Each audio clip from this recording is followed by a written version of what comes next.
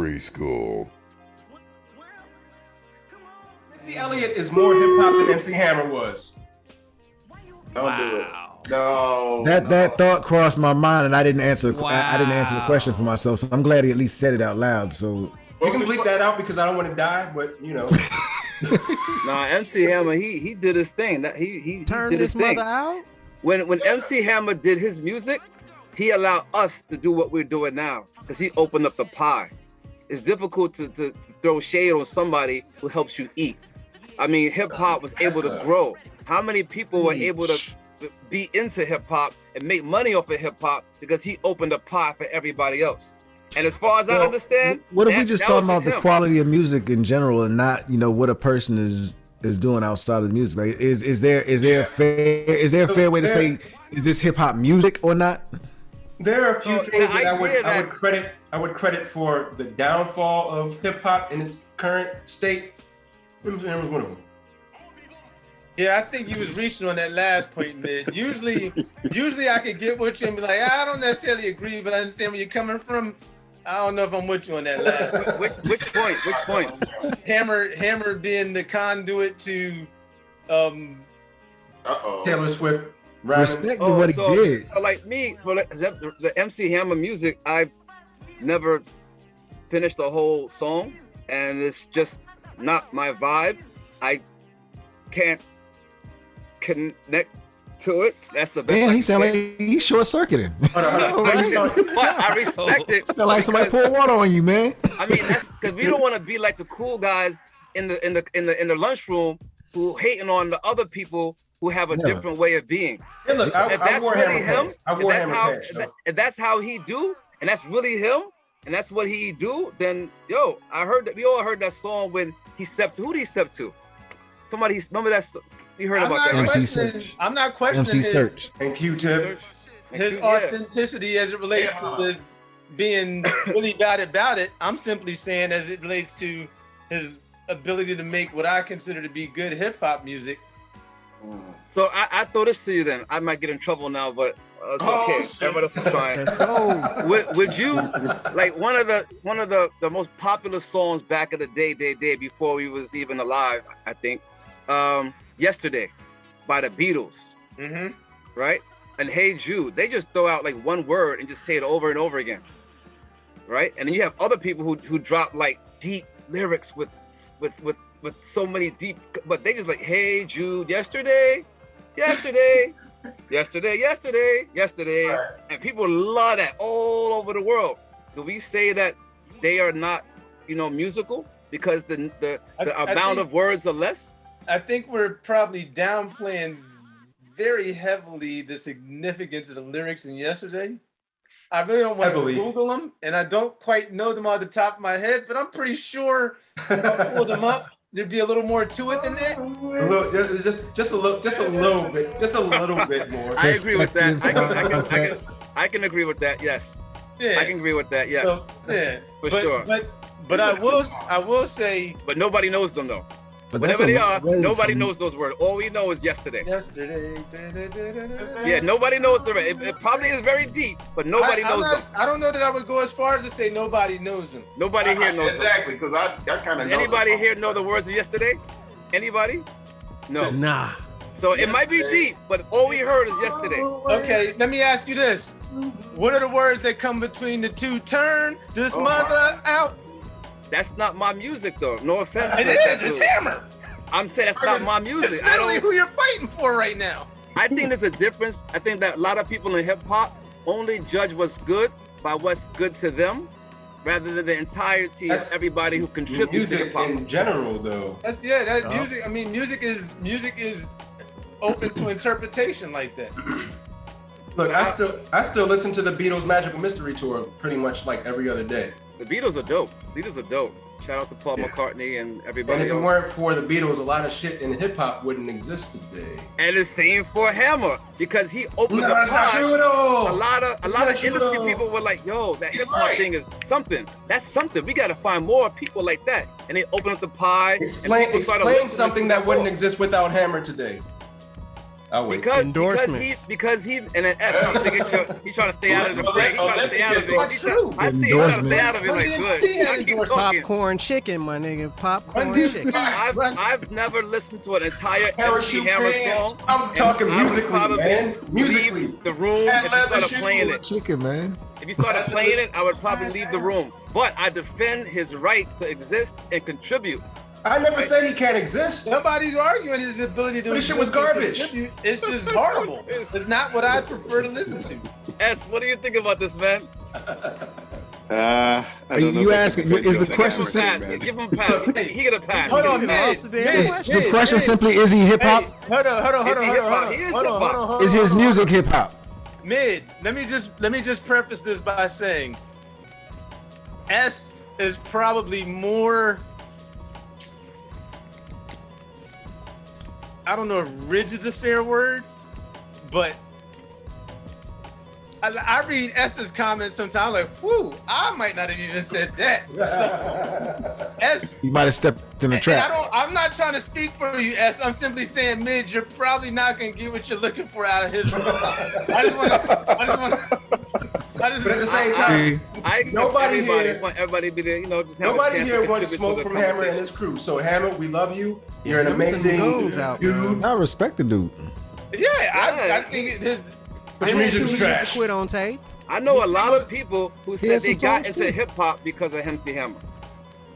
I don't. Wait, what? I personally don't. But a lot of people got into hip hop because of him. We think are contributing to the culture itself. I missed that line. What did he say? A lot of people got into hip hop because of MC Hammer. A lot of people got into what they consider to be hip hop because of MC Hammer. I might buy. Ding, ding, ding, and ding, then ding. Therefore, we are able to make those hip hop Sprite commercials. We're able to go to those stadiums with 25,000 people, 100,000 people, because he opened up the pot. I don't think I'm gonna go take a shower real quick. Hold on. I don't think Hammer's responsible for not single-handedly, but he added to it. We could argue that without Hammer, we had Run DMC. I don't want to be the person defending Hammer. Hold on. But you are. I'm not. I'm defending his rights. He's defending hip hop. He's defending hip hop in the right. Yeah, I'm defending hip hop. There you go. Nobody's arguing. People say whatever they want. I'm not gonna say he's good or bad, but we is can he say hip-hop? Waka Yes. Flocka is hip hop, and he said, "Hey, let's do it." That was a cut. That was a cut. Go hard in the paint. I mean, you're absolutely dope. right. I like that song. Somewhere around 11 o'clock at a party, I'm gonna put that on, and I'm gonna just sit back for a half hour and play that stuff, and be like, "I can't believe I'm here." No, shout out to Waka Flocka because he himself said that like last year that he considers what he did as not being the like atypical of hip hop, and then he looks at the other rappers as more of being hallmarks of it because he realizes that he could. Because he knows, and I think he has a true respect for. Yeah, I much respect him. Yo, he really is digging deep and trying to understand. I much respect to Waka Flocka fame, and then a lot of people that I know. But hold on, wait. I just want to see if S is even going to reply on the Hammer thing or not. Yeah. I want to stay there. Nah, I'm gonna say that maybe he inspired people to want to rap, maybe, but I don't think he embodied hip hop to me. No, not embodied. Only was he hip hop or not? Like, can we completely kick him out of the genre of hip hop? I don't think it's possible to completely say he's not hip hop. Whether it's good or bad is different. Just is he in the circle? Can he sit at the table? Music hip hop is my question. Is it? Can you classify his music as hip hop? He can sit at the table. Right, he can sit at the table. We might not like it or whatever, but he can sit at the table. He's definitely a hip hop person. I don't know. It looks like he's thinking about it. Not if it's good or bad, not the talent or whatever. And I'm not saying his talent is good or not. Just is he in the circle? Back me up here. Finish this line. Rap is not pop. All of that and stop. Damn, well, Devon got you. Yeah. On that note, I'm out. Peace, Mr. T-Bear. Yeah, good seeing you again, S, man. Yeah, you too, bro. All right, Bear. If we, those mixtapes is dope, man. It's dope, man. It's so dope, yo. We love them mixtapes, man. This is how I grew up on that. What I couldn't afford a lot of to buy stuff back in the day. I just listened to blends, so I love the blends mixtapes, yo. Ruin it.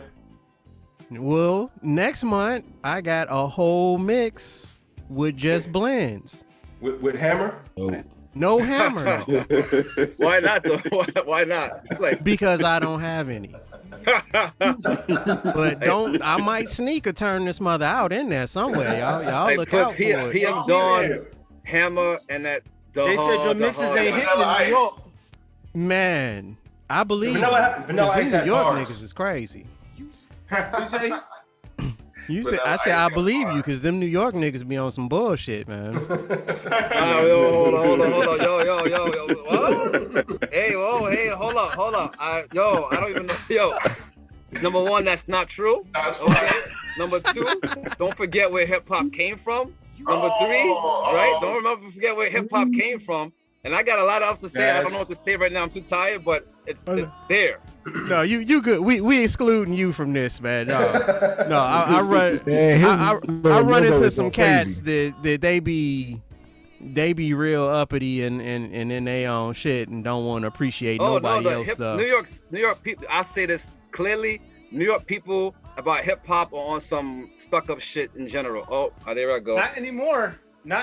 A lot of like I think I talked to Shah about this in New York City. You have to go outside of New York City, blow up, hit the college circle or whatever, and then go back to New York. And then people are like, "Yo, if you're just from New York and making music, people are just like, so what? I can rhyme too. Who are you?" I think that's everywhere. Yeah, I don't think that's specific to New York.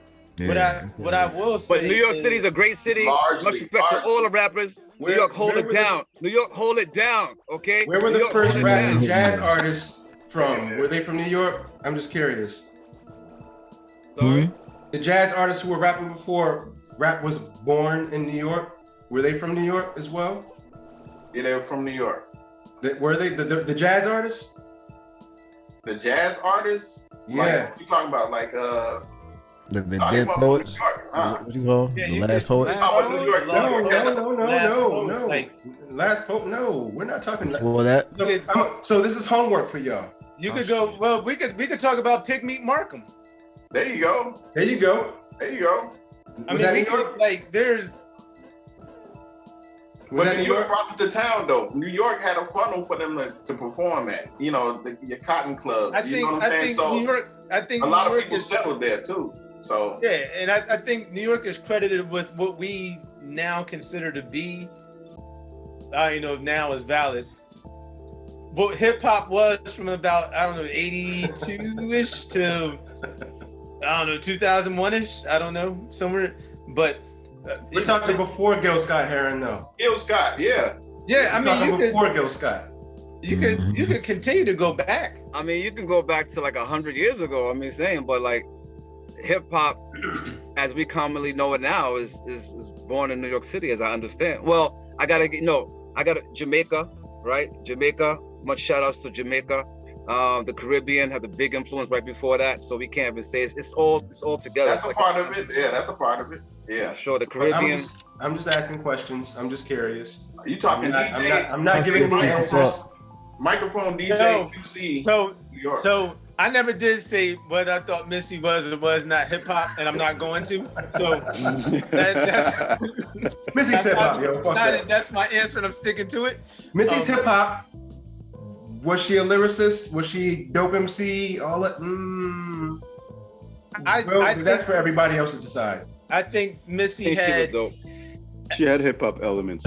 Elements. I was gonna say I think she had elements. I don't necessarily consider Timbaland to be what I would consider to be a hip hop producer. Timbaland's not a hip hop producer? Now that he's a producer who makes hip hop and other types of music, but I don't think he's considered himself just a hip hop producer. But isn't that every producer? Every producer got to go past the envelope to go back in it. Everybody can't make hip hop. Yeah, I mean every hip hop producer makes something that's not hip hop to be able to go back into the hip hop. I think Shaw? Hey, you got I'm just processing it. Like I think as you said it, yeah. I'm sure like you, Shah, and Rashid also got stuff that's not hip hop. You just did a little something. I'm not arguing that, but what I'm saying is, but I wouldn't call that shit hip hop either. But I would call you a hip hop producer though. That's because that's what I set out to make most of the time. So it seems like Timbaland, most of the time he makes hip hop, but then Rashid has a point, and I want to hear because he keeps trying to get it out. And, all right. I don't remember what it was now. Sorry, man. Oh, I know what I was saying. I think Timbaland takes liberties in his production that don't necessarily jive with my interpretation of what hip hop, my interpretation of what I think it would sound like. So that's not to say he is or is not dope. I'm simply saying when I think of I don't hear a Timbaland beat and be like, yeah, I gotta rock to that. What? You never heard one? What? You never heard a Timbaland beat? I'm not saying I've never heard one. I'm saying put on a bunch of Premier beats. I'm probably gonna be like, yep, I can mess with that. I can mess with that. I can mess with that. I can mess with that. That shit's trash. I can mess with that. I can mess with that. I can mess with that. I get what you're saying. Put on a bunch of Ninth. Put on a bunch of a billion people. We got a long list of people to go through. Listen to Timbaland stuff. It might make me want to dance. It might make me feel a certain way. It might invoke an emotion. That does not necessarily make me want to rhyme. Speaking of invoking emotion, the Timbaland beat that Jay-Z chose for Dirt Off His Shoulder. Mm-hmm. Why the fuck would you choose that over the shit that he played for you first? Anyway, all right, sorry. I'm not. Yo, shout out to Timbaland. He's so dope. I'm sure he's gonna come on the show one day. Again, that's cool. And if he made the Jigga What beat and you're assuming I like that song, you're gonna be sadly mistaken. Yeah. No, I think so. So I think a lot of that was the poor choices. But all right, you know what? I'm gonna leave that alone. But still, like, actually, you didn't like the Jigga What song? No, I didn't. Jigga what? Jigga who? Nah, it does nothing for me. Wow. Like in New York City, that was just everywhere you went. I'm not. But at that moment in time, everything he did was considered to be otherworldly and just short of godlike. So the fact that the fact that it Jay-Z doesn't necessarily make it good, right? The fact that it blew, Jay-Z is an extremely good artist. I appreciate him a lot. I'm not arguing that. I'm not saying he's a billionaire. Fuck him. But that doesn't. No. Respect to Jay-Z. He's like excellent. He's definitely top 10 for sure. So you'd rather have Jigga What Jay-Z than 22 Twos or absolutely not or absolutely not the public service announcement. Absolutely not. First song, A Reasonable Doubt. That's all I'm saying. For sure. Jay-Z is a genius. So I will say, what was it? Jay-Z's second or third album, and it was largely produced by Timbaland, and it was hot garbage. Oh, what's going on here, yo? What's going on here? Yo, Jay-Z is one of my favorite artists of all time. I much disagree. Shout out to New York City. I mean, that's fine. You can disagree, but it's not false. What? I disagree. That was The Life and Times of Sean Carter, right? Volume 1, wasn't it? I said this made a bad album. That was his weakest album, though. I'm glad Q is around, and having S here does not hurt either. Jay-Z he's a legend. He's a genius. Every album he's made has been fire. So let me say this. Jigga, I fucking love your albums. Timbaland, I love your production. With the shit y'all did together, nope. I'm. We're gonna let S pass on this one. You're gonna pass. Don't pass on that one, yo. Thanks, man. We're gonna pass on that one. So you don't give Jay the godlike quality that his lyrics have granted him king with. You know, over the past. Nobody king in hip hop. No, not over the past. All together, all the way from Boom to here. 3 decades. Ain't no kings in hip hop. Why are you still up? Yo, I gave Reasonable Doubt away as an album. Like, no bullshit.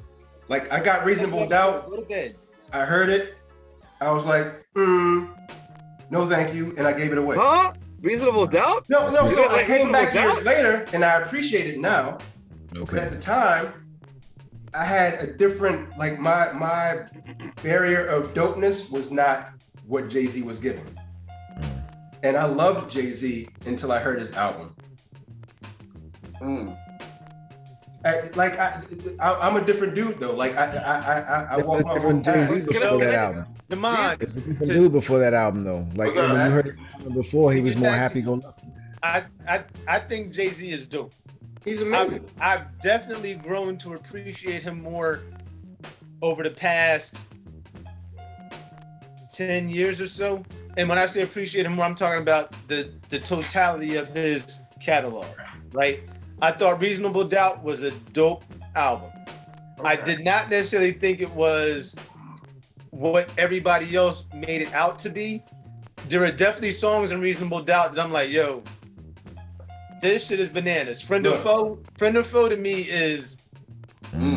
But for me, Sky Zoo did that album better than Jay-Z did. Not arguing that. I'm trying to get to the godlike Jay-Z response for Demand. So when I listen to Jay-Z, he definitely says stuff where I'm like, yo, I don't think I would have ever thought of that. And that's usually my bar for if you're where you sit at on the lyrical spectrum. If I'm like, that would have came to me eventually. Yeah, you know. I feel like that came to him later in life, though. It didn't happen in the early career. But I think Friend of Foe, like, you know, you want to draw, you better be Picasso. You know, the best. If that is not so, God bless. Like that type of.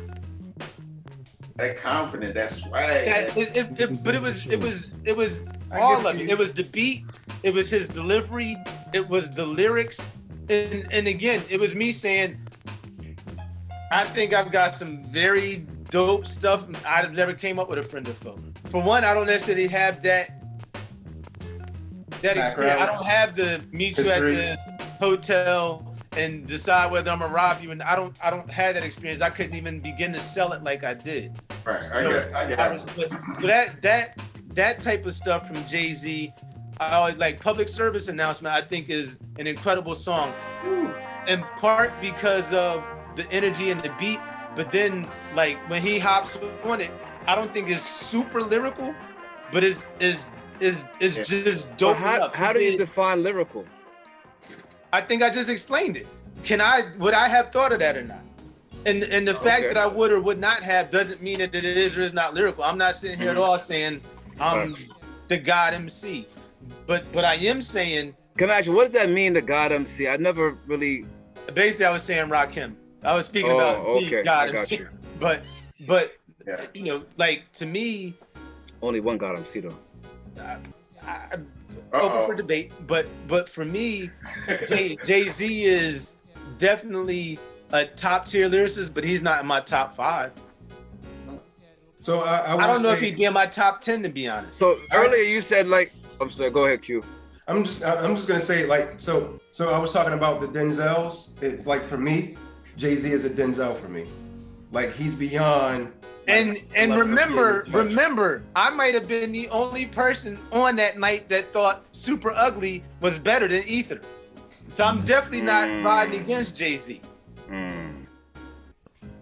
Super Ugly. All right, so look, to me, Jay-Z won that battle with whatever. Okay, I can make a point about what you said, Rashid. So there's one theory about like looking at like a text, right? Where and this guy, I forgot his name, Roland Barthes, I think, Death of the Author. And he talked about how, you know, there's different ways to look at stuff. Stuff came out of that. One way of looking at things is like this idea of enter. So within the song, how dope is that person, whether it's lyrics or flow or whatever. Another is between the different songs, right? So this person, this song, they may have like a simple song. The next one might be super dope. Do you judge them only, or like you judge Jordan on one game, or do you judge him on his the totality of his record? And then number three, the things that, like, for example, like the things to be outside of the game. So, like, for example, you look at looking at going to like Muhammad Ali. In the ring, he was dope, right? You may look at, oh, he lost one fight. That doesn't mean he's not the greatest. You look at him in all the, like the Thrill of Manila, all three of those together help make him the greatest, right? Or all three of those together made him the greatest. And within one fight, you can also see his greatness. But as well, the fact that he did what he did as a person to represent his community, represent the culture, and sacrifice for the culture cannot be discounted in terms of understanding his greatness. So what you do outside of the genre in focus also plays a big role in your greatness. For sure, what Muhammad Ali did outside of boxing as well contributed.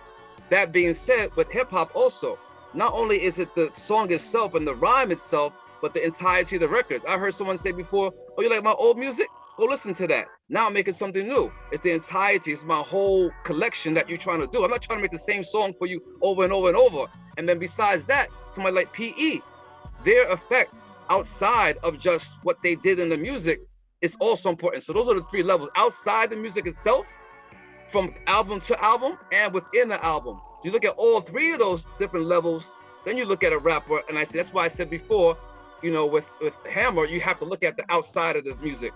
Maybe inside. I think looking at those outside things make you a person. I think if I'm talking about your ability to MC, I'm looking at you lyrically. I don't give two shits about what you've done outside of music as an MC. That's like saying that may influence how I view you as a person. Mm-hmm. And I've even when I wasn't the biggest fan of Jay-Z lyrically, I always said I respected his business acumen. So would you say that Jordan would not be great if he had one game where he had 20 points?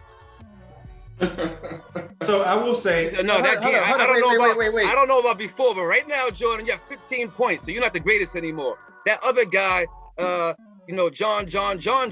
he had 30 this game. But that's not 20. But that's not what we're saying. That's not what we're saying, though. That's not what we're saying. But I get what he's saying though. I get what he's trying to say. The entirety of who you are. It's not. Again, I'm talking about the totality of his catalog, right? I'm allowed to think Jigga What was a shitty song. No, I'm entitled to that. Of course. I think most hip hop heads, and I'm not implying that anybody here is or is not a hip hop head, and I think we can all agree also that our parameters will vary, right? So where I may think this is the parameter, somebody else would think is this wide, right? So I'm not questioning that, but I'm allowed to think that you've made music that was not that good and still think you're dope as an artist. You're allowed to think that about that song. What about Jigga? What's my motherfucking name? I don't like any of those. I don't like any of those songs that feel that way. Now you're treading into the deep waters because the other one is kind of a commercial, but those songs type. Okay, what about that? Wasn't commercial? Kind of. But it wasn't commercial. Hard Knock Life. But again, hold up. So again, and I'm on record saying this, so this shouldn't shock anybody that knows me. Like, think about the BPMs on those songs. They're all in the 70 BPM range. I don't want to do shit in the 70 BPM range. I don't. I'm not saying I'm right. I'm simply saying for me that does not fit where I think I'm just surprised you don't like the song. That's all. Nah, and again, now don't get it twisted. I know when to play it. I know when I'm DJing. I know when that song is going to work. No, not that. I get it, but I'm saying so. Though I don't like it as an MC, as a DJ, I think is a great tool. That's fair. Yeah. I would also bet if you were to ask Jay-Z, he would tell you it's a great tool for a DJ. I mean, but as a listener, I can guarantee you, I don't listen to it unless I'm DJing. That's what I mean. That's what I'm saying. there. I can agree with that. You know what I'm saying? And again, I understand the places for that. What if you like it or not? At the end of the day, one of the things I always say that I admire about you the most, Damon, is you have the ability to do that stuff. The beat I just shared the other day. A part of the reason I shared that in that chat was to hold myself accountable and make sure I delivered a doggone verse for that joint. When I heard it, I was like, I'm not doing this shit. But I sharing it with y'all was my way of making sure I held myself accountable. Right.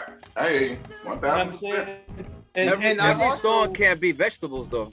Let me say this. Like I don't know if I agree with that, Mid. The comparisons that you draw, Mid, like, so I color things very differently. Like I can remove Jordan's record as a player versus Jordan as a person. I've met him more than one time. I've had business meetings with him, and I met him as a young man at a game in the front row. Can I just stop for a second and say that's very impressive? Okay, continue. But as a person, fuck him. I disagree with that very much. I say it as a person who's actually met him more than once. Okay, I just want to say I disagree with that. But he's a person who met him more than once in different occasions. Fuck him. I just want to say I disagree with that. I'm sure. There's nothing for you to disagree with because I have an experience that you didn't have with him. I understand. Yes, for sure. There's multiple experiences that I have that you didn't have with him. And here's what I would say about Jordan and Kobe, may he rest in peace. The Jay-Z's. Yo, you to ascend to those levels, you gotta have some dickhead asshole in you, yo. You can't. It's not possible to be that without having some of that in you. And is that true though? But here's I the think thing. so. I think so. So I heard J. Cole's a pretty good guy. let me ask you a question, Damon. Let me ask you a question. The first battle between us, did you go as hard as you went this time? Yeah. I don't think you did. Because you couldn't hear me because it was fucked up. I stopped. I knew it wasn't. I planned on losing that time. This time I planned on winning. You went into and I promise I'm not trying to. I get what you're saying though. I get what you're saying. You at this time your end result, what you were aiming for, wasn't necessarily different. I'm not saying you went to the first one like. I get what you're saying though. I went harder this time. But this time. Yeah. And you may have been expecting something way different than what you got as far as my verse. But I think this time you was like, yo, if he beats me this time, it's the same thing I said to you. If he beats me this time, it's going to be because he won, not because I let him win. Right. Those are two different ways. I got what you're saying. Yeah. You turned into you were more of an asshole on this verse than you were the first time. Totally. You had the first time around, but look at what that did for how it ascended your verse. Mm-hmm. You rose to a place where you had to dig into that asshole, and I'm not calling you but you had to get to that. Kid is my man, but I got to get beyond that right now. Right. Jordan, Jay-Z, Kobe, them dudes live there. Mm. They don't come down from that. Right. They don't come down from it. I don't know if for me personally, I don't think you have to be asinine to be great. I'm not saying you have. You don't have to be. But what I'm saying is there is greatness. If you're in the NBA, you are great. Yeah. I left high school. I left high school as a pretty reasonable basketball player. I thought I was a lot better than I was. I went to Syracuse. First, I went to Air Force, kind of reinforced the fact that I could hoop a little bit. I went to Syracuse like I'm about to walk on. I walked in and I was like, there's no way on God's green earth I'm walking on here. There's no way I'm walking on here. Yeah. I played basketball with a relatively unknown NBA player in a Y League, and what he was doing to me was so disrespectful that it wasn't even funny. Right. That's what he did. That's right. he was a great basketball player that none of us knew. Who he was not was Jordan. Right. Right. I got you. And that's got a lot to do with the mentality. You have to you have to be you've got to have that whatever it is that makes you want to go out and kill to get to those levels, yo. I can't walk around like that all the time, yo. It's not in my DNA. Right. You know what I mean? So that's all I'm saying, Mid. Like those people are there's a reason there's so few of them. It's your Elon Musk of the world. Like there's not a bunch of Elon Musk. Can I counter with like Marcus Garvey, with Martin Luther King, with Nelson Mandela? I think they're great also, and I don't necessarily consider them to be of that ilk. They were great for a totally different reason. And they were also flawed. Please all don't humans are flawed. feed into the Martin Luther King wasn't necessarily an asshole. Because he was. Because everybody's human, but he's definitely great, and he changed everything. I'm not arguing his greatness. I'm not arguing his greatness. But right, you know what we do have a lot of now? A lot of people that hated him when he was the most hated man in America before they killed him are now singing about how great he was. Nah, I'm not buying it. And I'm not questioning his greatness. I'm simply saying revisionist history is a pretty funny thing. Yeah. I'm still gonna keep. I think that he was a nice guy, and that's why I'm. But you didn't know him. I'm not. All evidence that I have says he was. I'm not saying he wasn't a nice guy. I'm saying Claretta might think he was a little less than a nice guy, though. That's fair. Very fair. Very fair. And fair is how it's. And Dick Gregory. I'm not discounting anything that he did. And I would also say, but he did put his whole life. He dedicated his whole life for the sake of others. It's a little bit different than bowling. But what you don't hear about on the back end of that statement is how towards the end of that life he was getting away from that turn the other cheek talk and starting to talk a lot more about. So there were two individuals who started changing their paths a little bit. Yep. I'm not saying any names, but yep. Mm-hmm. So but that's how things happen. When you're too extreme one way, you're extreme this way, the shades are gray. And that might also explain a little bit about why both of them had to go. Mm-hmm. Mm-hmm. Because imagine if they really would have met in the middle, and they had the entire population on one side or the other, and it was cool as long as it was divided. And that's why I always bring up Fred Hampton, because he was meeting motherfuckers in the middle, and that was too uncomfortable. Mm-hmm.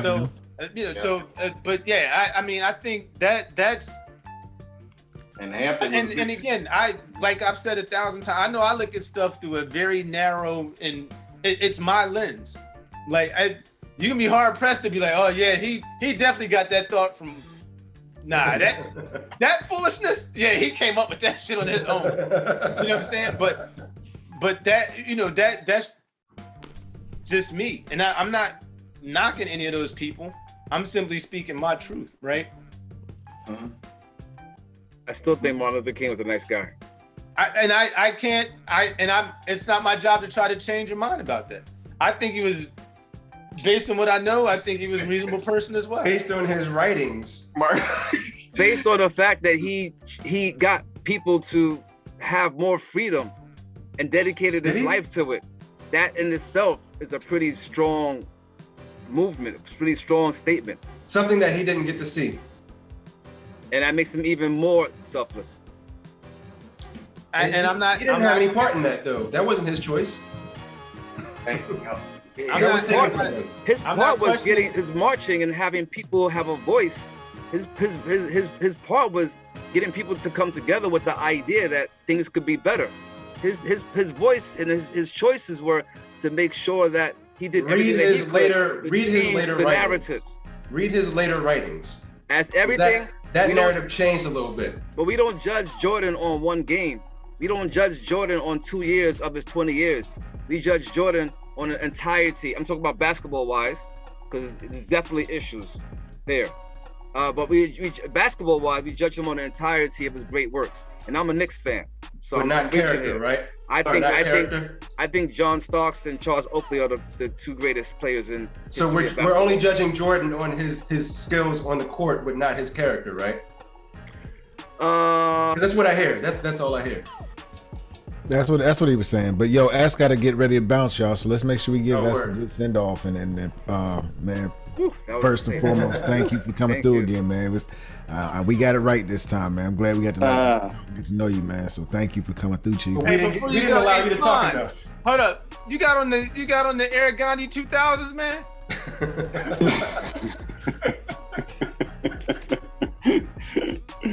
That's right. What's the Eric Gandhi? You got the Eric Gandhi 2K15s, man. That's how you feel. You walking over me like that, dog? Dang, man. Golly, I know you. Hey, the game over. This is all. I know you won, man. Jesus. My bad. I have no idea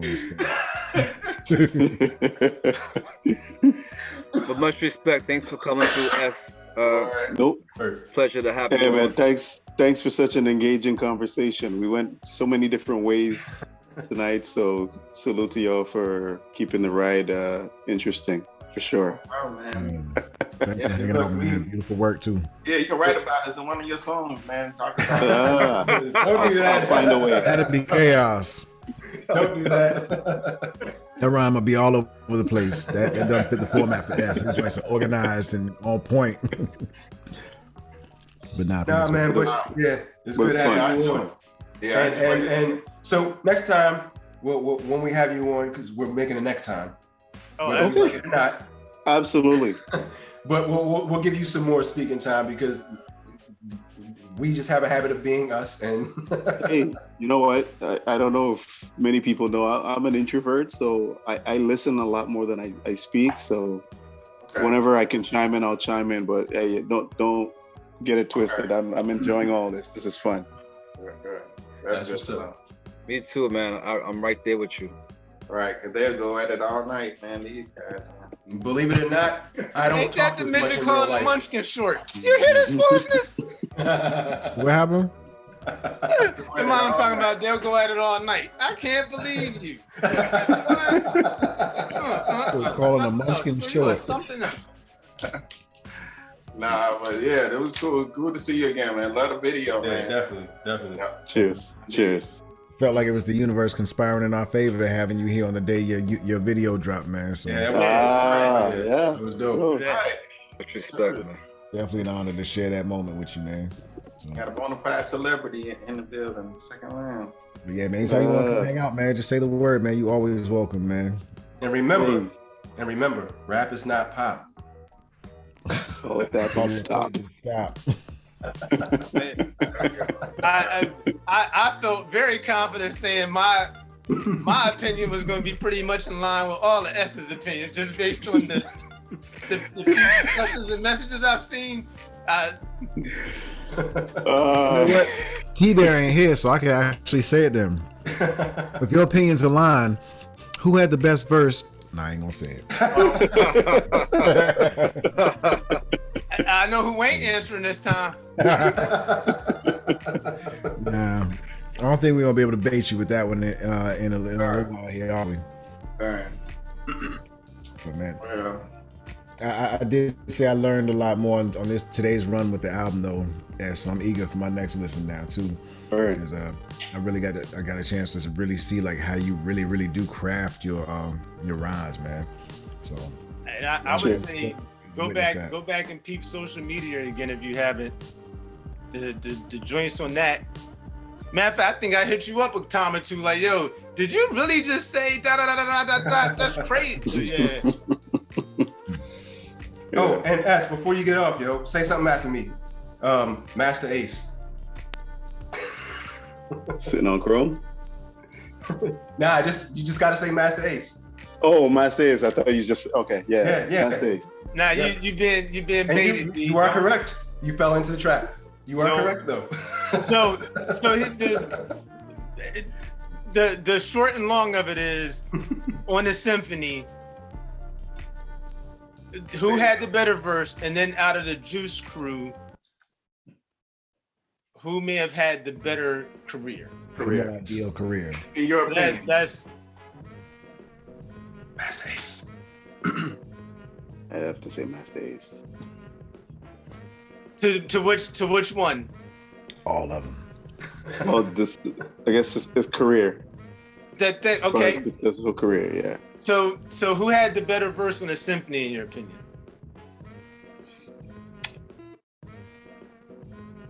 G-Rap.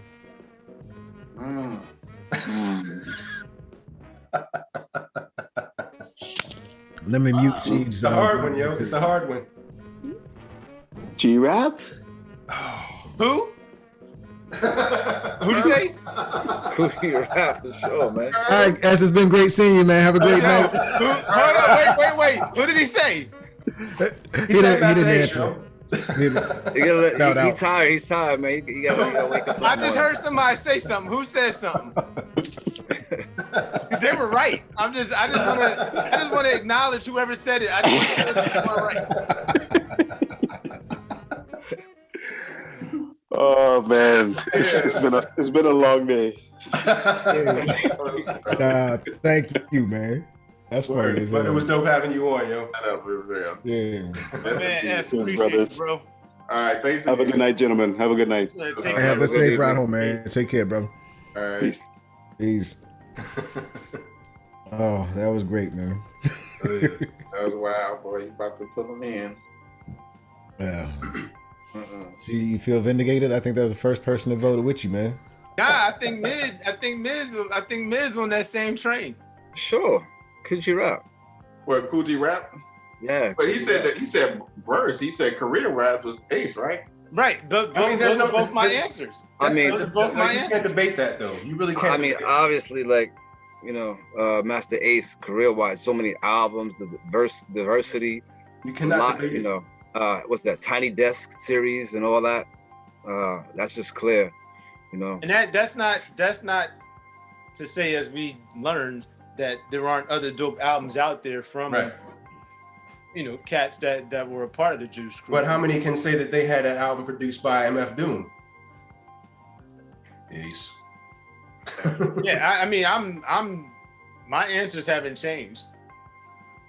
So Craig, now that you know Craig G's track record, or look, his albums. I mean, his early, he was one of the first millionaires, like one of the youngest millionaires at the time. He had a lot of money, young millionaires, 16, 17. Career. And let me say this.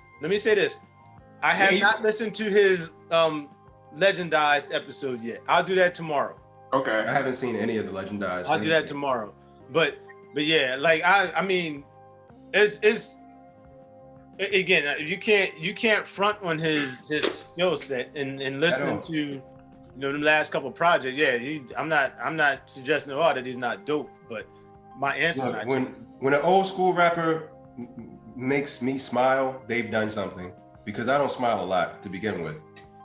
Like, this is my smile. This is it right here. You gonna break your cheeks, bro. Stop.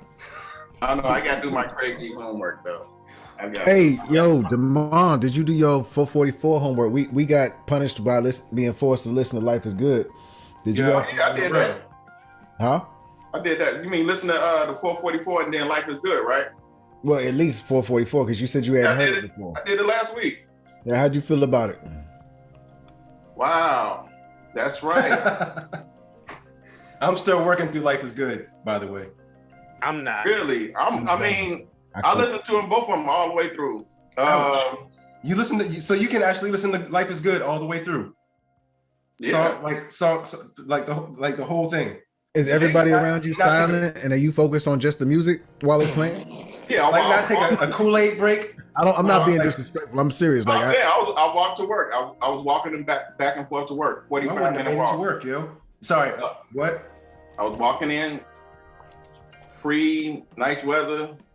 The J, that 444 was tough to listen to. What? It was tough. It was tougher to listen to. You talking about stopping? Only because he kept reiterating himself. You know what I'm saying? He's very apologetic. You know what I'm saying? he was explaining a situation or something like that. It was a personal apology. I need to get back to where I was, and this is why let me ask y'all a question. What's that? Not you. I'm talking. I'm pointing at y'all like y'all can see. I'm pointing at Shy and Q like we in the same damn room. Right, you're right. I'm looking at him. So, which album would you see Demand writing? A 444 or more something in the vein of Life is Good? Not talking about necessarily the quality of the content, and even though the subject matter is similar, the approaches to the two are different. I wouldn't even say the content matter is similar, but whatever. Fair. So here's the thing that I think. Amazing album. 444 is not about one thing. It's about multiple things. Of course. Fair.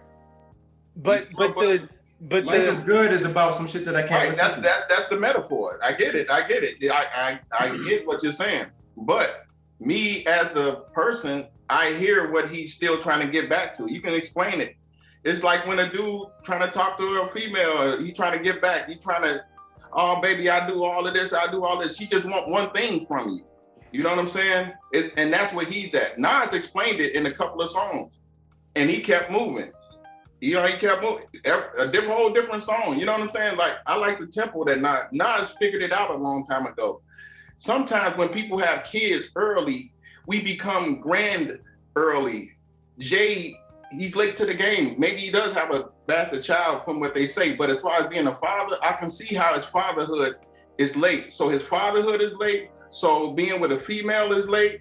Being faithful, being honest, sharing, caring, commitment.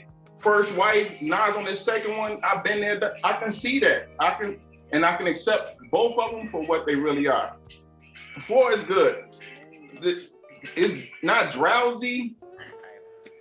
It's woozy. It's deep. Man, he got some great lines in there and shit. That I forgot. I wrote them down. Was like the next to the last song. Man, he got some bangers on there. I mean, a lot of them I rewound. For me, you know what? I didn't rewind shit in 444. I rewound. 444 for me was about black men growing as black men, whereas Life is Good was about Nas still doing the same shit that Nas has been doing for a few albums. Exactly. But also throwing his ex-wife in the picture and having a song about his ex-wife. I couldn't listen past the beats. Why they gave a fuck about. And the production was garbage. Like the production was fucking horrible. I don't know anything you talking about. What about Daughters? Woo! Yeah, Midskool figured it out. You see what I'm saying? Exactly. Daughter, thank you for saying that. One song, Midskool, Daughter. Jay-Z, oh, I feel like your mother, my promise is creeping. I get it. Millions of dollars, $1 billion, I get it. You can buy a $400,000 ring, Kobe, for your girl, even though you cheated. I get it. It's a great excuse for a billionaire. I challenge you to actually listen to 444 again and actually listen to it. Because I feel like you didn't actually hear it. I've listened to it, smoked out to it. I didn't just walk and listen to it. I listened to both of them. Since nobody else wanted to answer it, which album do you think you would make? I would listen to what? No, what do you think would be more along the lines of what you would make? As an album, I wouldn't make a whole album. Which album would I make? I don't know. I never made an album before. But I'm saying, like, just understanding the content of the two, which one do you think would be more along the line of where you would go? I felt like, okay, put it this way. I felt like I made 444 when my baby mother not kidnapped, but kind of came and got my son when I was staying at my uncle's house. And I was trying to do A, B, and C. I felt like that was 444 for me. Now I'm more where life is good, where I would want to be where life is good. I would want where life is good. I don't want to be looking at the clock and seeing that it's 444. I would rather be where life is good, where I can just wrap it up. Then, you know what I'm saying? See, here's kind of what I see. Like, I think you're more open to be expressive. And again, I'm not talking about the quality of the songs. I'm talking about the range of emotion being communicated. 444 I prefer, but on the real, it was Jay kind of being introspective, if you will, talking about some stuff, but it was still very guarded. It still wasn't really. Yep. It was. Yep. Y'all heard all this stuff already. I'm gonna just tell you about it a different way. Right? Yep. I'm glad you said that. And he cheated us. He cheated us by being guarded. I don't know if I feel like he cheated us because I can understand. I felt like he cheated me because I was listening for. Did you watch the videos? It's over already. It's over already. Really? Did you watch the videos? Because the videos actually add on to the album. I shouldn't. It's a visual album. The reason I asked you that question because for me, I would make 444. I think you would make more something along the lines of like. I agree. I think that he could do whatever he wanted. He could do both. There you go. That's I think he could, but with those two being the options, I think he would make something more. I think Damon is just a much more open and honest MC. He takes also think production wise, yeah. He take even production wise. There's not many beats on Life is Good that I'm like, I would rock with that. I messed with most of the beats on 444. Life is Good. I don't feel like that was a cohesive piece of work, but it showed range. Like Nas was going in a whole bunch of different places, whereas 444, Jay was kind of creating a world that was supposed to be cohesive. Cohesive wise, you're right. 444 is definitely a great cohesive project. Because it's so guarded. Yeah. In part because it's so guarded. Yes. Well, I don't think you can compare the two albums really and say, I don't think they fit in the same category. I think I feel like I can't consider 444 guarded, yo. Like he said a lot of shit on that album that motherfuckers didn't know about him. Yeah, I won't say it's guarded. Like his mother. I don't get that. Like, come on, bro. Motherfuckers didn't know about that. He outed his mother, yeah. You know what I'm saying? Like there's a lot of stuff on that album that was like, whoa, word? Yes, like that's more Jay-Z than I expected to get out of Jay-Z. But it's still like, and if you actually break down his bars, he's saying shit where the continuity is like, oh shit. So in this line here, he's referencing this line over here, and like you have to like break the shit down. And you're like, oh, like boom. There's nothing more Nas that made. Remember, I prefer 444. I don't have to be convinced. I also understand a lot of the trickery in the approach, the lyrical style. I get it, right? And that's. But when I'd rather listen to Beyonce's version of what happened between them. I think public perception did that shit to him. I don't think that's a fair assessment. Like people try to say it was his answer to Lemonade, and that belittles the album, man. Actually, I kind of went in with that. You know what I'm saying? You went in with that in your head, man. Night, bro. Fuck that. It was Lemonade Part 2, but he wrote it. It wasn't written by a committee. It wasn't Drake. No, I'm just messing around. Beyonce's album was Drake. Jay-Z's album was Jay-Z. And again, like I just. And when I say Drake, I mean written by committee. Like she didn't construct that shit by herself. Yeah, of course. Beyonce is amazing. She writes a lot. She's very powerful. It's a visual album. She represents a voice for so many women who've been slighted. I'm not taking anything away from Beyonce. It's known that she had writers on that album. It's known. It's not. I'm not like putting some new shit out there. Like it's known that she had writers on that album. I mean, architects have people working on ships and buildings. I'm saying, but still, you drew the blueprint. No pun intended. But I was taking some away from Drake because people love to give him like MC of the Year type shit when he. I'm not no comment about Mr. Drake. I'm sure he's a very nice person. I'm talking about Beyonce is a legend. Midskool, I got a question for you. Beyonce hip hop. Wait. Did Mid just take a stance that was not the traditional contribution? I think we found Mid's. Got him. Mr. Drake is amazing. Got him. Artist, amazing lyricist. He's amazing hip hop contributor. I think he represents Canada, Toronto. You sound like me trying to rhyme on a 70 BPM beat. That shit is not convincing. He came from like acting. He's Canadian, yo. He, Wait, he left school and he put his heart. How many people out there like say I want to be a rapper and just jump out of what they're doing and throw themselves entirely into the music with no safety net? And find the perfect team. Yo, hold on. Crisscross. Mid, you said Crisscross did it. Drake is definitely amazing. But Mid, you said Mary J. Blige is hip hop. Does that mean Beyonce's hip hop? Oh, I think she's hip hop for sure. For me, yes. To say that. Wait, I want to just say that so much of hip hop is based around this patriarchal idea. This patriarchal idea with women get into it. So many times the conversation about what's not hip hop, it's very often around the women. Even in our conversation today, all the times when we say it's something not hip hop, it's been around the women. I don't know if I buy that. I would have to say Beyonce is. I mean, and you pay my bills, all that shit. Yeah, for sure she's hip hop. That's hip hop. She was rapping it. She was rapping during. So was Earth, Wind, and Fire. I mean, she's having a connection. No, she's Beyonce. She's hip hop. It's a version of hip hop. She kicks verses.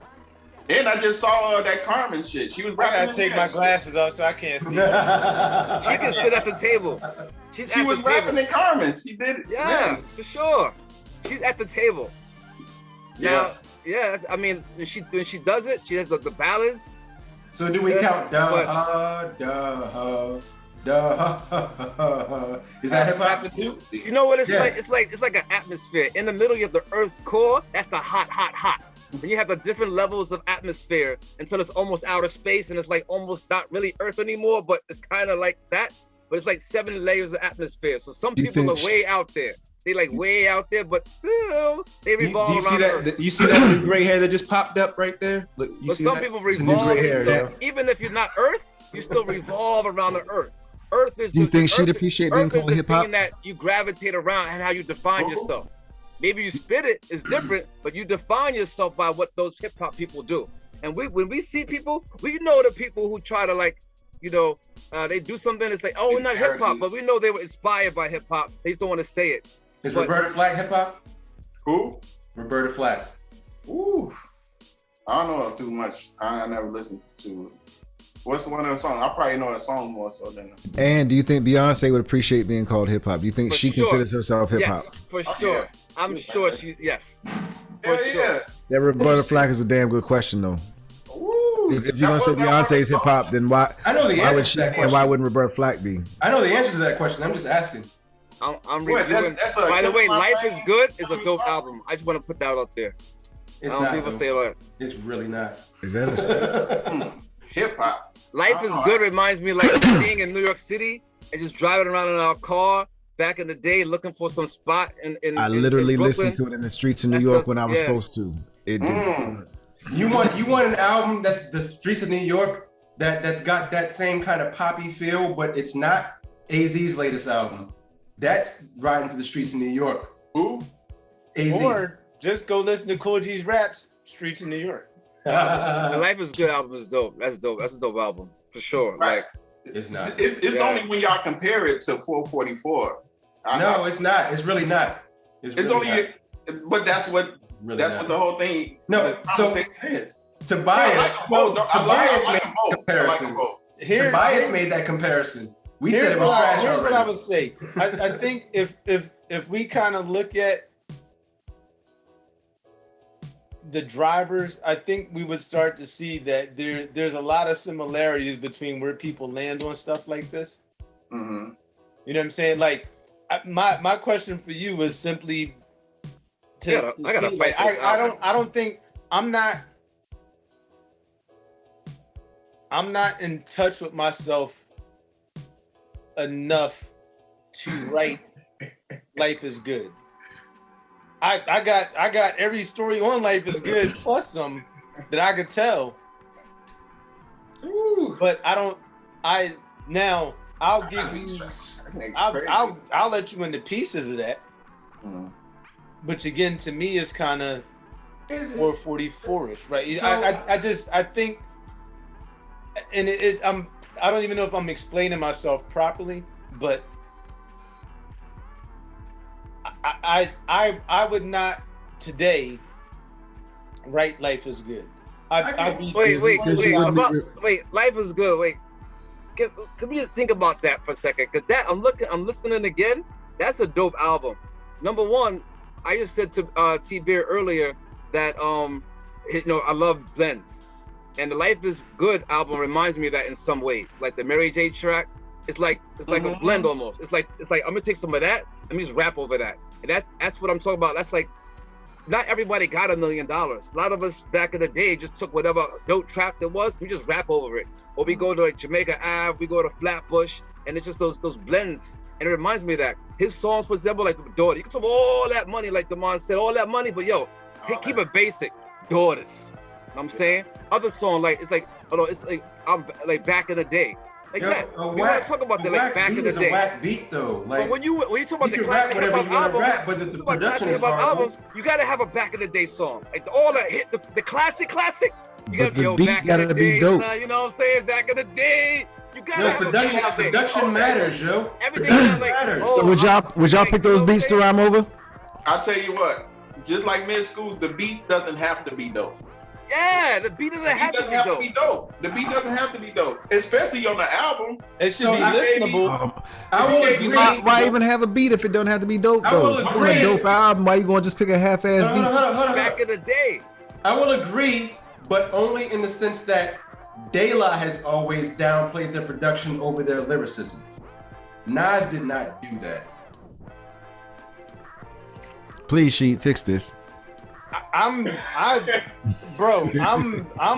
flabbergasted. Like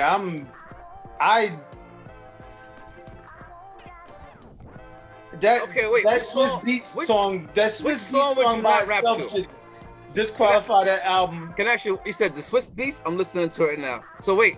I'm gonna ask you right now. I'm gonna build it up. I'm learning. I'm watching. I'm learning. Okay. We gotta ban this album. Build it up now. So right now, if Swiss Beats came with that track, y'all got this track, yo. I'm gonna send them right back home. Nope. Okay. No. Okay. Oh no. Okay. I would not. I would not. Yeah, I would not. Yeah. Now, Rashid, Swiss Beats came to this is my track. I like what you're doing. I respect this is a track I got. I really feel this. This is something I really like right there.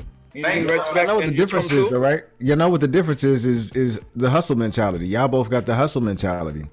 So y'all like, yo, this is something I can make money with. We thinking about art. We think about, is this gonna make a dope piece of art? Is this a dope song? Wait a minute. What? That fucking beat ain't art, man. There's no fucking artistry in that fucking beat. Wait, I'm going back. Number one, I want to say, from everything that I ever say in this thing, you know that I respect hip hop as a culture. That shit is formulaic. In all different forms of, everybody has a right to contribute. It's a culture. Like you say German culture, you don't push. That wasn't made for the culture. That beat was made for money. But if somebody came and yo, this is my contribution. Can you ride with me? This wasn't a contribution to the culture though. That shit was a money grab. It was like, oh, let's make this because it'll be a hit. It'll make money. It wasn't like, yo, this is gonna make hip hop culture better, and it's gonna make people want to make better hip hop music and make hip hop a sustainable force. Is that sustainable hip hop? So I would say this. I love comics. Stan Lee would have commercials in his comic. He would have Spider-Man with Cheerios and Starbucks. But what does that have to do with hip hop? If I'm dead because I can't eat, I have no food, I can't make hip hop. But that's different. That's different. The culture has not. The hip hop culture is not something you have to eat off of and survive off of. Hip hop culture is something to feed you. But I'm so real. I'm hungry. I can't eat. I'm so real. So then go rap. Go make some rap music. One quick question. I'm listening to it right now. Hold on. One quick question. Would KRS-One rap to a Swiss Beats beat? Come on now.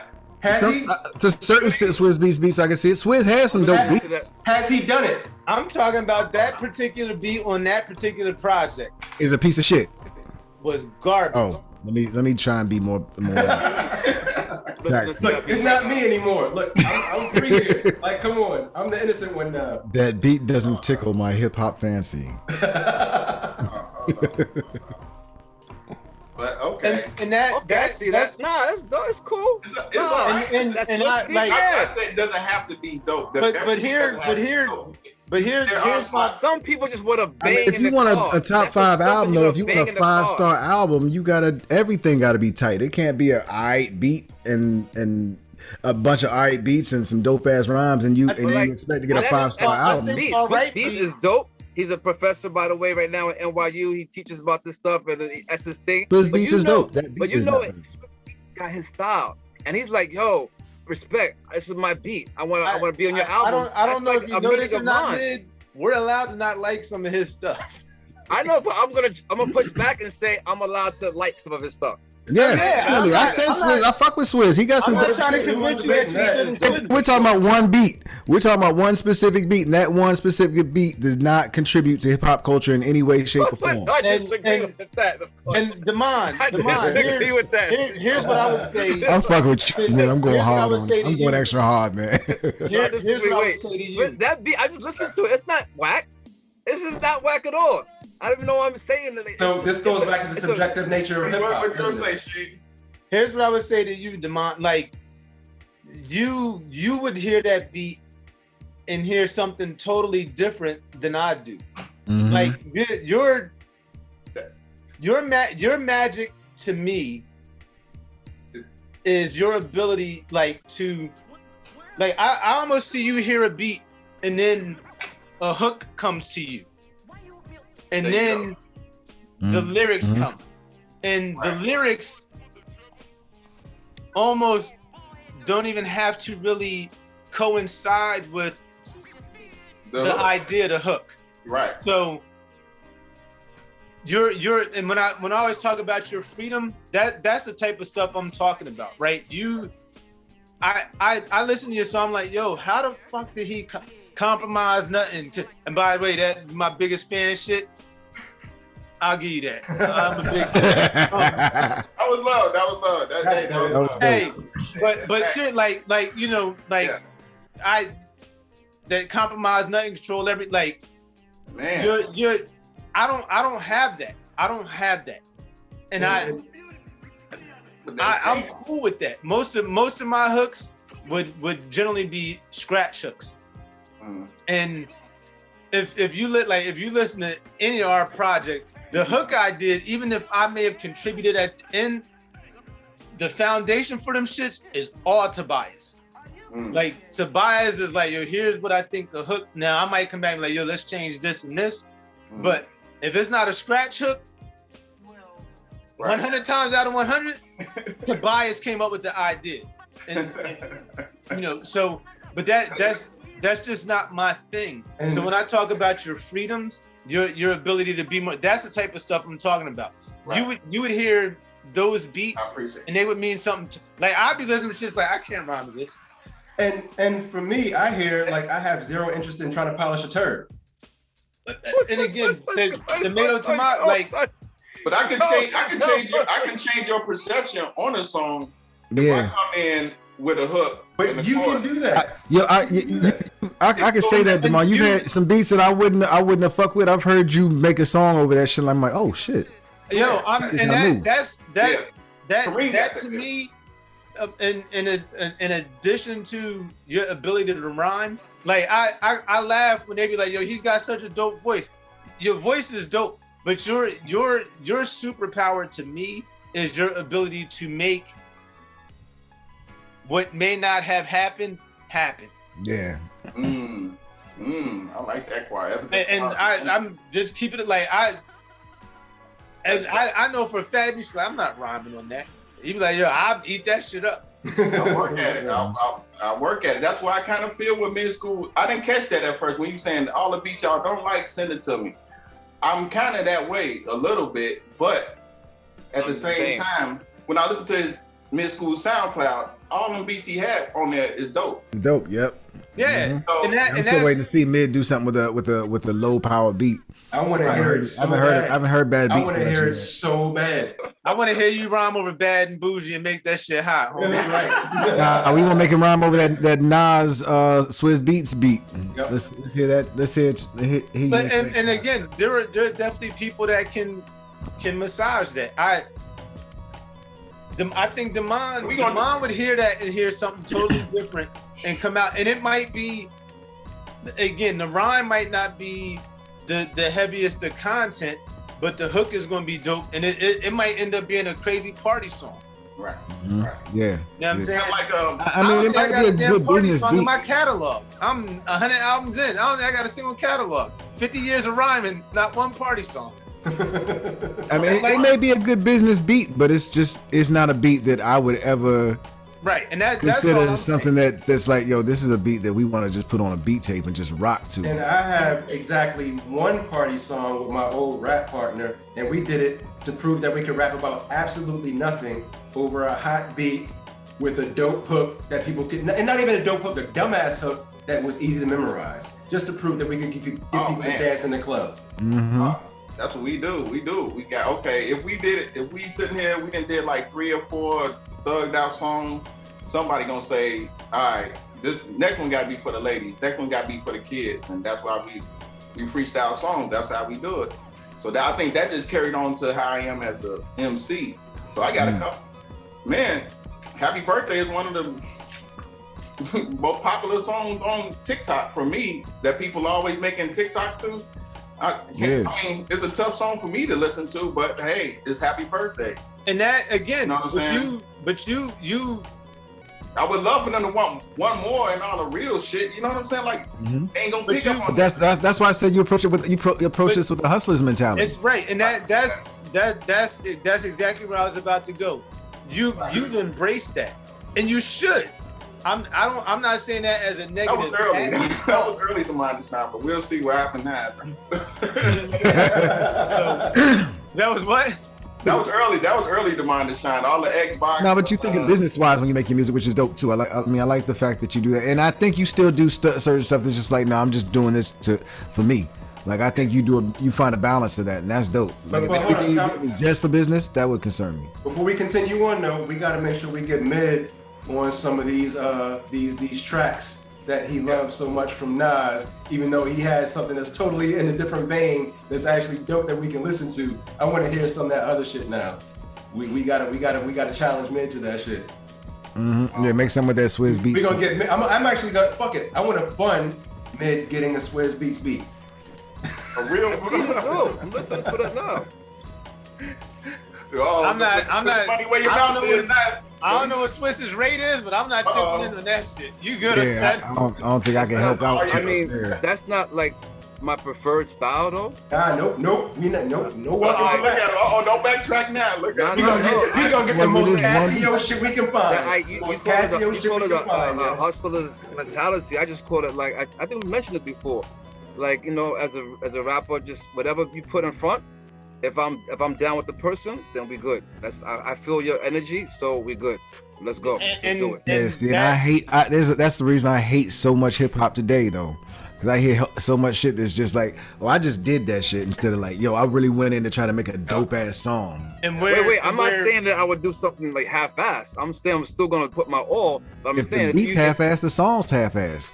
That's half the song. Wait. So if he made a song about that and he like dedicated it to like Rosa Parks or to the life of Nelson Mandela and he's dropping knowledge, would that still be whack? I'd rather he do it a cappella instead of doing it over a whack ass beat. If it's whack, it's whack. I don't care what you rhyming about. If the beat is whack, the song is whack. Yeah, that like if you. So you're saying if he's uplifting the people. And trying to the lyrics don't have to be whack, but the song overall is the beat. I'm not lyrics are hard. And if part of that is whack, then the song is whack. Daylight has a nice collection of whack beats, but they do it on purpose to play down the production to like focus on the lyricism. But that's like saying like Nelson Mandela is whack because his clothes is whack. Oh my God! I got the perfect one. What about Nas? The cop shot the kid. I like the beat, so it's unfair for me. I like the song. A lot of people say they like the song. So I hated that beat with all my heart. It was a real. I thought it was creative. It was a real simple loop, but I thought it was creative. I like I can tolerate it. Creative doesn't. That was a dope song. That's a dope song. I enjoyed the sound of the song too. I enjoyed the beat. I enjoyed the concept. I enjoyed it. I know I'm in the minority. Wait. Are we using okay and dope as synonyms? No, I'm not being funny. Like every song can't be a dope song. Like every song can't be dope. I'm trying to get dope out of my vocabulary, so it's a hard question to ask me. I feel like I'm not being descriptive enough when I use it. That shit was whack. Sorry. Yeah, I mean, and again, it's subjective, but like, I don't know that I thought it was a dope song. It was okay. It was listenable. I didn't hate it, but I don't know. Yeah, I didn't love it. It didn't make it to a playlist. I didn't love it, but I liked it. I wouldn't be mad if I never heard it again. And I haven't heard it since I'm not going to act like I go looking for it every so often. I like that song. I revisit that song a lot. If I hear it, I enjoy it, but I don't go looking to play it. Okay, what about the accident murderers? Oh my God! I don't even know what that is. That's on Life is Good. Accident murderers. Oh, I don't know. How you claiming bodies and maybe want to ever. It's the one with Rick Ross on it. Rick Ross was on it. Say No More. Wow. But now, like De La's beats. Okay. I actually appreciate. I like that. And I kind of hear what you're saying, Q. And I'm starting to wonder, like, it's because of what they did over them. Well, what's a whack De La beat? Tell me what a beat is that you would consider a weak De La beat that was a good De La song. Because I love most of their beats. Yeah, if I like the song, I like the beat. So you listen to an instrumental album of their albums? No, not at all. I won't even say that. Say no more. But I mean, that's why I'm asking for a song for an example, so I can see what you mean. Name a song. I mean, so Stakes is High. I love that beat. Yeah. Why though? That was Jay Dilla, of course. I didn't know it was him. I didn't like Dilla at the time. Like even they're early, like Potholes in My Lawn. No, I was mad at him. I thought he changed Tribe sound. Potholes in My Lawn was okay. That was cool. That was pretty good.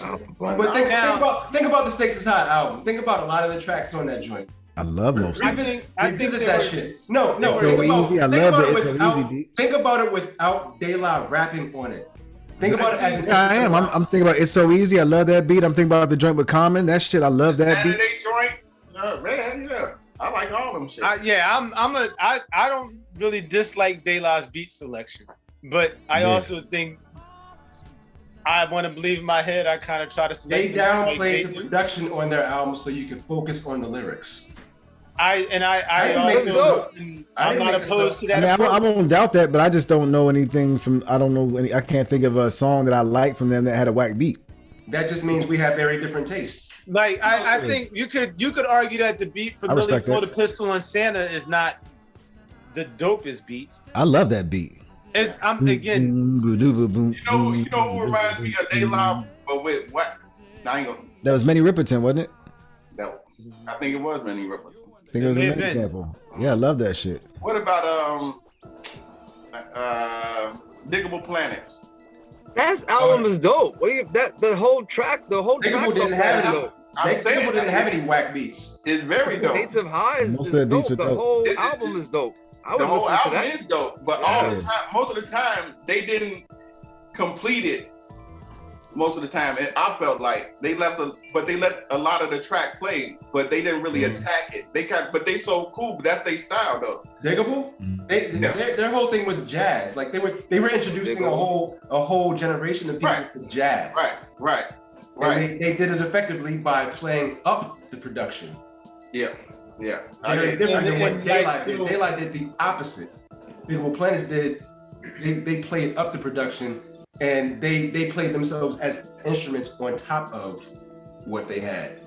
But I think the style of writing for a lot of those types of groups was very similar. Like a lot of the like the lyrics were, you heard this, you'll get that, and then you're gonna realize that it meant something totally different later, right? And I think that was always my kind of my thing with De La. Like when I first heard, I think I heard Plug Tuning first, then I heard Potholes in My Lawn. By the time I heard Potholes, I was hooked because I didn't know what they were talking about at first, but I knew the way they were delivering that shit was incredible. And it was something about Paz and just his presence that spoke to me. I thought Dave was dope. I wanted to be one of the like greatest lyricists of all time. Like I wanted to be more like Paz. And by the time they got to kind of second, third, fourth album, like I'm like Paz was always, how would Paz say this? If I was writing, how would Paz try to phrase this? You know what I'm saying? Like, fuck being hard, Paz and Noose is complicated. Yeah. That to me is one of the illest bars of all time. MCs be needing dough while I make bread like Wonder. Like that type of stuff, like that's the type of stuff that influenced how I tried to write rhymes. You know what I'm saying? So how dope was this beat? Like, this is really dope to you? No. Was that on the third album? Was that on Balloon Mind State? I didn't like a lot of the beats on Balloon Mind State. There's a good one. That's a good point. But like, when you're eating food, right? You're eating food. You got steak. You got potatoes. Was amazing. You got the broccoli.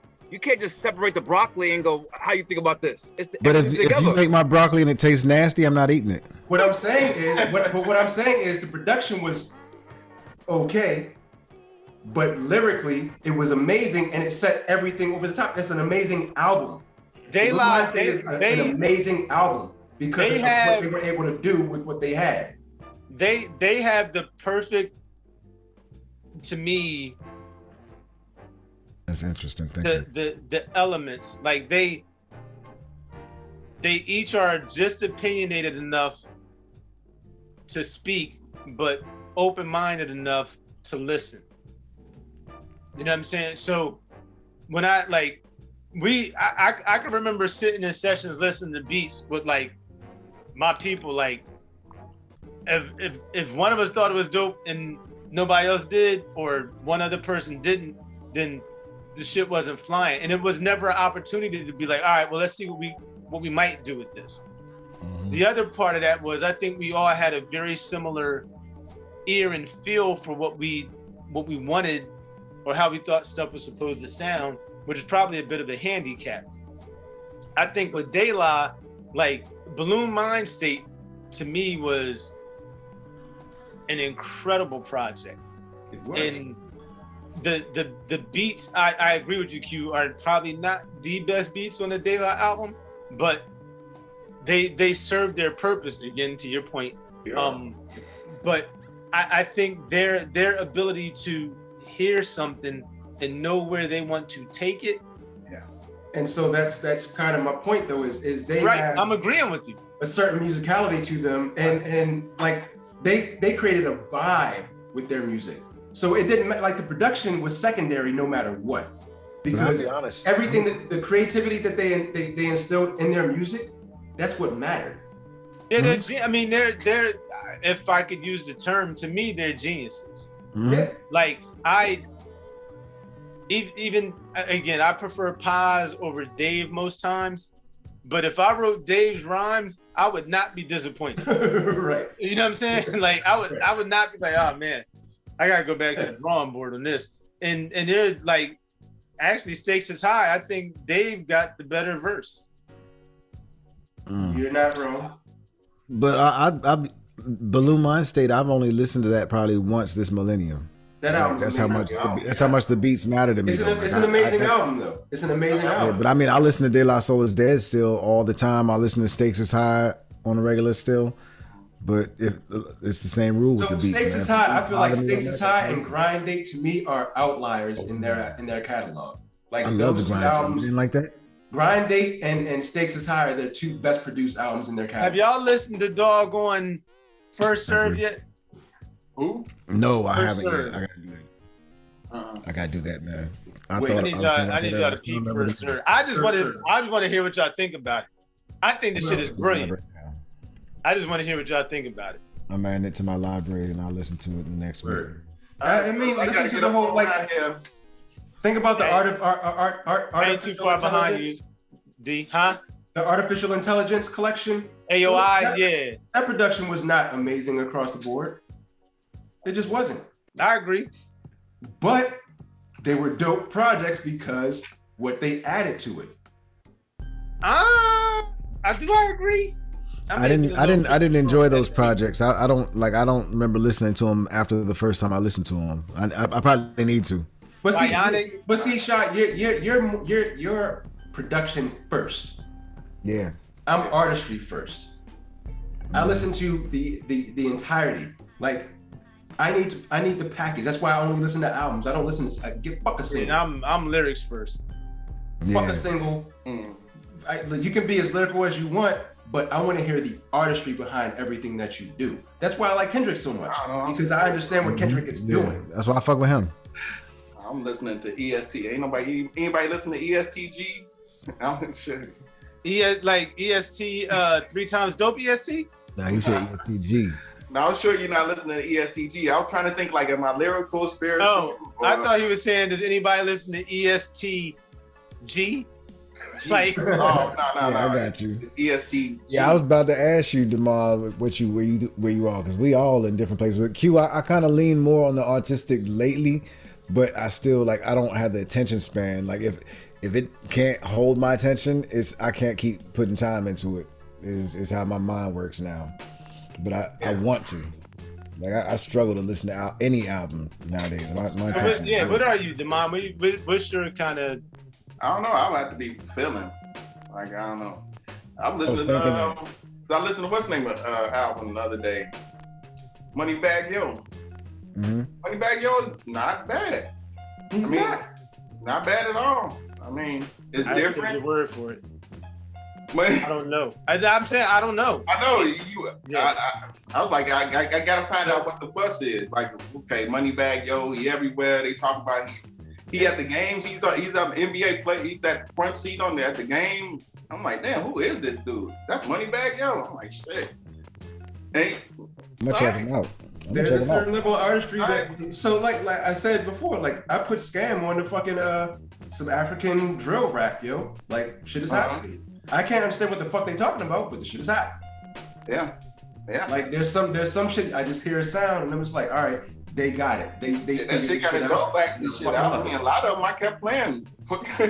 You know, one of my guilty pleasure songs is the Keek the Sneak joint with E40. Tell me how to go. Yeah. I know that shit. I can't fuck with E40. Sorry, but Sprinkle Me. I fuck with Sprinkle Me. I can't do it. That bubbly shit that he does with his fucking face. I can't do it, yo. Yeah, that was my homework. So I did stop at Moneybag Yo, and then now I'm messing with ESTG. He had a little baby camp. I'm gonna look him up. I'm almost certain that I'm not gonna like it. But it's Thugonomics. He literally has a song called Gangsta Trony. I might fuck with him then. I might start with El Toro. He got a couple of them out there. They more like mixtapes. They're not really albums, more like mixtapes. Boy, you ain't heard enough spinning. You know, spinning means spinning the block, coming back around and shooting motherfucker. Man, you ain't heard enough spinning, shooting, dealing. Man, it's an adventure. It's like Scarface on acid, man. If they paying attention, they might want to cut that shit out. God damn, huh?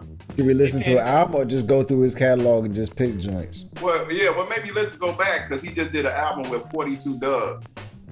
So they did an album. So I'm like, 42 Doug did an album with ESTG. I'm like, damn.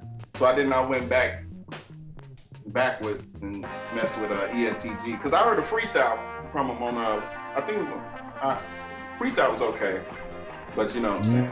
Was he freestyling or was he I mean, it was thug shit. It was all thug shit. Nah, but so I'm still old school. When freestyle is said, I'm thinking off the top. Oh, are we talking freestyle? Or are we talking like written shit that's to some random beat, like the new school freestyle? Yeah. After hearing his style, yeah, that was definitely a freestyle. Okay. I mean, he stays in it. It's straight thug shit. I like that shit, dog. Shit kind of check it out. I mean, I got some shit from Young Thug I like, man. So I'm not. I have a soft spot for that shit, yo. I have a soft spot for it, yo. That's why I'm an African drill rap. There's definitely some guilty pleasure music out there, yo. I can't front. Like I think I told y'all that Chance the Rapper, you don't want no problem with me. I love that shit. That's like the one song I was like, why the fuck did you let that come out of the studio? That's a well put together song. Man, I love that song, yo. Now I'd probably turn it off before we get to the Wayne part, but yeah, I mean, because the song gets long in the tooth after a while. Yeah, it is. Yeah, that first. Yeah, what are you talking about? What was dope? For Chance? Nah. You mentioned in the chat something was dope. Oh, I forgot that was a while ago. Oh. Yeah, I'll share a link or something like that. But yeah, I want to hear some of that shit. So, what do y'all listen to lately? Anybody? Do y'all go out of the spectrum to see if you might like something, or are you staying in your consistent playlist? I've been listening to a lot of Gil Scott Heron. Oh, okay. I've been listening to and Afro beats. Afro beats is so dope. Okay. And I gotta just say, I listen to like dancehall reggae like almost every week. Okay. I don't listen to a lot of anything, to be honest. I've listened to a lot of local motherfuckers, yo. Okay. So yeah, it's been weird lately for me. A lot of local cats and cats that have disappeared for a while and starting to resurface, like Midas the Beast. He's out of Florida, but he's like hyper lyrical, aggressive type dude. None of that, like nothing out of pocket type shit that I usually like to hear. Okay. I like my super thugs and all that shit. Like I love drug rap, yo. Like I just do. Drugs and gun rap, like I have a soft spot for it. I just do. There's something that speaks to me from it. You know what I'm saying? So, but a lot of that shit that I listen to now is coming out of fucking Canada, of all places, which is weird. So like Asun, Eastwood, Family Gang Black. Oh yeah. There's some thug motherfuckers, man. You know what I'm saying? They are really. I like that. I like that poverty rap, yo. Yeah. I don't know. Maybe it's being a Section 8 kid. I really don't know. But like a lot of that shit, it speaks to me. Like I feel what they're speaking about. But I'll put up to the bus stop today bumping Can't Trust This. No. You know. So as I'm pulling up to the bus stop, I see older brother, you know what I'm saying, a bunch of young cats at the bus stop. So I'm pulling up. But I see him, he looked back like, damn, that's Can't Trust It. So by the time I caught the red light, so he made sure, so I saw him, I'm like, he appreciated hearing Public Enemy. He turned around like, man, what? Right. Somebody's playing Public Enemy? He made sure he walked up to the car and was like, man, bro, thank. I'm like, yeah, you know what I'm saying? Like, he was so proud that all the kids got to hear it. He got to hear it for a second. I'm like, yeah, you got it, bro, man, straight up. Man, I felt so good. He felt good. I felt good that he felt good that we got Public Enemy and shit. So what I've been listening to a lot of, and I told my wife, like we were riding out to a racist part of Maryland that is like not friendly to people who look like me, but we were riding out there and I was playing this album, and I was telling her like, this is the type of music that if I were talented enough to do, I would be doing. And it's a dude named Billy Woods. Yeah, he's dope. I personally think he's one of the dopest rappers alive. But the music that he makes is kind of abstract, and you have to actually pay attention to what he's saying. You know what I'm saying? And the production is just fucking bananas. Like you never know what the fuck you're gonna get. You told me you could hear him with Kareem, didn't you? Yeah. I would love to hear them together because like the way that they think, I wish I could think. Yeah. You know, like I'm just not capable of doing it. Like if like I've never made music that I liked myself. Like I'm not capable of doing that. Yeah. But if I could, it's Billy Woods. I would be making music like what he does and what Kareem does. Like that's what I would be doing. Kareem is great. Kareem I know a lot more than one person that is militant, that's Afrocentric, that against gangster rap, against trap, against all that mob, whatever, nice, all black, everything. But they always get frustrated with getting their music out there and the market. Whereas Kareem, he's like the leader of them, I feel, because he finesses it. You know what I'm saying? Kareem would call it a turkey. He finesses it such a way that they get stuck with just being so extra militant, super dun. No. Kareem come in and gobble them up and still had a hip hop side, tough side, and still have a dad side. I think that's his gift. Yo, he's because all these guys they get frustrated and they out the game. A lot of gets to be his natural self on the mic. He doesn't put on a mask or a character. Yes. He just goes on and speaks. Yeah, he just speaks. Don't overthink it. That's why I was talking about that gangster. What was that? The Godfather of Harlem, about Malcolm and whatever it is. You get to see what knowledge of self did to Malcolm when he got it. Because that's what knowledge of self does to you. You feeling through, nope, I couldn't even watch TV or commercial. This bullshit. I'm pointing out everything. You can see that energy in young Malcolm and why people were jealous of him. And that's what it seems like with hip hop it is. Because Bumpy brought a different kind of wisdom to the whole picture. You know what I'm saying? Like, watch that show, yo. Watch that show. It's on Stars. Watch that show. Just for the frame of reference. Y'all are so cold. I've been meaning to watch it. It came out a couple years ago, right? 2-3 years ago. It's on Epics. More than Epics. Yeah, but it's still going. It's still going. Yeah, it's still going. I'm glad y'all reminded me, man. I'm gonna check that out.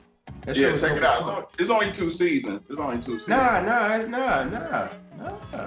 It's more than 2 seasons? I believe so, yo. Wait, what was the last one? I don't want to see. Wait a minute. No. Because they ended. Hold up. I still want to finish Snowfall. The beauty of it, you don't get to see the downfall. You don't see you say they walk, get your hand out of my pocket and all that shit. They don't. Oh no. It's completely fictionalized. Yeah, like completely fictionalized. But the way that they do it is so fucking dope. Yeah, well, it's like it's at least 3 seasons, yo. Well, it looks like season 3 just started. Yeah. Oh, season 3 just okay. All right, that's good. Okay, all right. That's good. Because what happened was season 2, like they had a mid-season break or some shit like that. And they continued it a couple months later. Right. Okay. Yeah, like one more reminder on that. The way they do it, yo. Like Malcolm's supposed relationship with one of his disciples or whatever.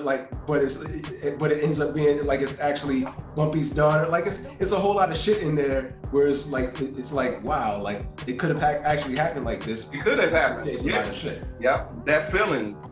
Like you were saying, like about Midskool was saying that Martin Luther King was this. He's a great man.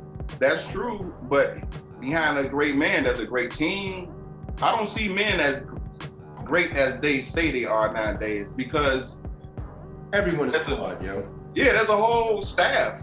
You know what I'm saying? There's a whole staff. If Kareem blow up, he has a staff of pitchfork. It's the structure behind these men. I ain't really think about that too much. You know what I'm saying? Like Malcolm going home and talking to they showing. What about what about when they, the picture with Malcolm looking out the window with the rifle? Yeah, that shit was dope. Season 2 end with them, they drawing out. You see Malcolm with the gun, but then they draw all the way out. Bumpy on the other side with the sawed off looking out the window. Right. That's a cult. The show is fucking dope, yo. The show is dope. Oh my God, I need that. It's Forrest Whitaker as Bumpy Johnson, and whoever this dude is playing Malcolm is fucking phenomenal, yo. You gotta check it out. Check it out. Check it out. It looks like we about to get up out of here, fellas. Yeah, I'm about to take it on down. I just sent everybody a link for some 90s hip hop from Japan. Oh, yo, some hour. Remind me to send the chat tomorrow. Did you say you found a way to get the chat without me? How do you save the chat? Okay. Nujabes. It saves to my computer. Nujabes. Yeah, I just saw Nujabes' name in there. I was a Nujabes fan. Oh, I got a save chat right here. Bam, bam. Okay. Yeah, it's like a little button. Back in the day, yo. Okay. Yeah, but the Japanese hip hop, much respect. They got the dope MCs out there. Their producers are fucking dope. The producers are dope. Shout out to the people in Japan. A lot of dope MCs. Of course, you know, I'm David out there. A lot of other people out there. I put a link, so if you want to check out some. When? You gonna go international. What language are you speaking on there? On your SoundCloud in school? No, I got some friends. I got one friend from Brazil. I made like a whole bunch of songs with him. I got a friend from Sweden. I made a whole bunch of songs with him.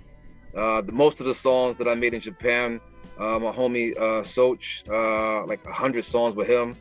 Damn. So That's a lot of songs, yo. yeah, we got like a lot of albums. Finland, Czechoslovakia. Wow. Man, we gotta go on a world tour, man. Straight up. Got to get that mid-school experience. Hell A lot of dope MC. Shout out to the Light Pencil crew. Yeah. I barely been off the fucking East Coast. Let's do it, man. Let's do it. I've been to San Diego once. Sha, you want record your verse? Oh shit! I forgot to do that this morning. I had a late night last night. No, you good. I mean, like, probably any time before like Friday. Okay, that's cool. I did definitely practice last night, so I did part of it. Yeah, I think I got the verse memorized. So are we still dropping on Mondays? We need to be, but we fucking up on that one. We gonna pause it. I know y'all might pause it. I wasn't pressing it anymore. I wasn't gonna press anybody. I figured life was just happening, and I didn't want it to become a stressful thing. Give me one more week. Enjoyable anymore. One more week. What y'all think about dropping on Friday instead? Any day y'all want, I'm with. Because you get all week to go, and then you got Bandcamp Friday. Yeah. You know what I'm saying? And then you got Friday. It's fun and party. You know what I'm saying? We drop something on Monday. People might not be able to get to it to the weekend. You know what I'm saying? Then, I don't know. Maybe. I'm about to make a party. I mean, sounds good to me. Just fine with me. I just don't think. I can't wait to see that beat we get, though. Huh? I can't wait to see what track we get. For what? Oh, from Cook, you mean? Yeah, from Cook. Yeah, I'm pretty sure it's gonna be dope, yo. He got heat, man. And we gotta put Billy on there. That's the rules, or? Yeah, it's gonna be. It's gonna be my song, but he get to choose. Hey, I'm gonna have to talk to dude about this. If I want a song, man, you and Tobias, man. It was my song. I get to choose. Why would I put Billy on there? Why would put me, you, and Tobias on there? My song. Yeah, I think the way the contest was the three kind of the three finalists. But they didn't go at it though. I don't think, like, I'm almost certain Tobias didn't submit his drink because he was. Oh, and Billy probably submitted his. Yeah, he like I said, I'm not, you know, he was just, you know, he was dealing with real life shit, you know what I'm saying? Yeah. So, that's hard too. Okay. Yeah. All right. Well, we'll see. Let's do it. Yeah, everybody, peace. I gotta wake up. Yeah, y'all be safe, man. Peace, all right, much love. Peace, y'all. All right. Talk about an abrupt ending. Yeah, that shit just right. Yank the wheel. Right. All right. Peace. All right.